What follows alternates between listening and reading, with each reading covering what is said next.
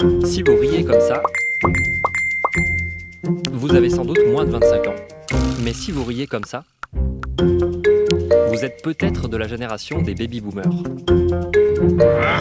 ce que notre manière d'écrire le rire dit de nous.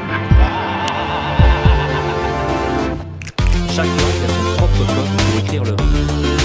En espagnol, ra-ra-ra, H en arabe. On écrit aussi pololo en russe. 555 en thaï, le 5 se prononce A3 en malais. On remarque aussi des différences dans l'usage des émoticônes, les ancêtres des émojis. Il y a de grandes différences entre les émoticônes occidentales et les émoticônes orientales. Les émoticônes occidentales font varier les bouches, donc c'est la forme de la bouche qui va déterminer l'émotion, alors que dans les émoticônes japonaises, c'est la forme des yeux.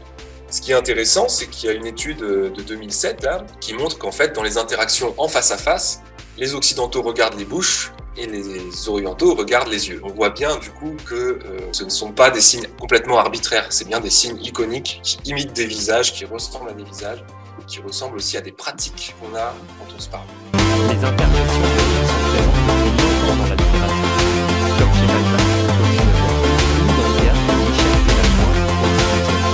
Plus tard, en 1980, il y a eu le premier émoticône. Puis en 1997, le premier émoticône, grâce à Shigenaga Koike.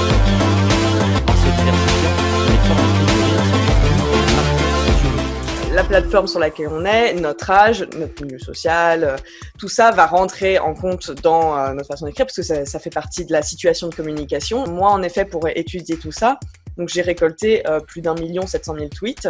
On constate chez les plus jeunes une grande tendance à multiplier, à faire des chaînes d'emojis, quoi. On va en mettre 10 à la suite, 15 à la suite. Adoptés puis délaissés par différents groupes sociaux, ces signes sont soumis à des effets de mode. L'emoji mort de rire a commencé à être utilisé beaucoup par justement les plus de 40 ans et donc les jeunes qui utilisaient celui-là ont fini par l'abandonner un petit peu aux moins jeunes parce que maintenant ce sont eux qui l'utilisent et là du coup maintenant les jeunes utilisent plutôt celui le smiley qui a des torrents de larmes, donc ils sont encore plus dans l'exagération parce que là on a encore plus de larmes. Et aussi, par exemple, le petit smiley avec la tête de mort. Il y a des gens, surtout en France, on est très attaché à la langue écrite, etc. Il y a des gens pour qui insérer des petites images dans une chaîne syntaxique écrite, c'est pas sérieux, quoi. Voilà. Et donc, ils vont utiliser des éléments qu'ils ont l'habitude d'insérer dans des chaînes syntaxiques, à savoir des lettres, des mots, et donc plutôt utiliser haha, bobo, etc. D'ailleurs, l'Académie française valide aussi bien le haha que le haha, et elle voit le héhé comme une sorte d'adhésion gourmande, de complicité, parfois railleuse ou ironique. Certains voient dans la prolifération des émojis un appauvrissement du langage. Frédéric Beigbeder, qui a intitulé son dernier livre, regrette la victoire de Disney sur Proust. Parler d'appauvrissement du langage, c'est quelque chose qui est un peu impossible. C'est-à-dire qu'un langage qui s'appauvrit, ce serait un langage qui perdrait de ses locuteurs et qui du coup commencerait à mourir.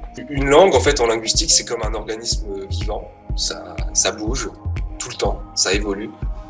Pendant qu'on se parle, on ne va pas dire qu'un sourire remplace des mots ou appauvrit la langue. De la même façon, on ne peut pas dire qu'une emoji de sourire appauvrit la langue. Et l'usage fait la règle, en fait, en linguistique. Si on utilise des émoticônes, si on utilise de l'exagération, c'est qu'il y en a besoin.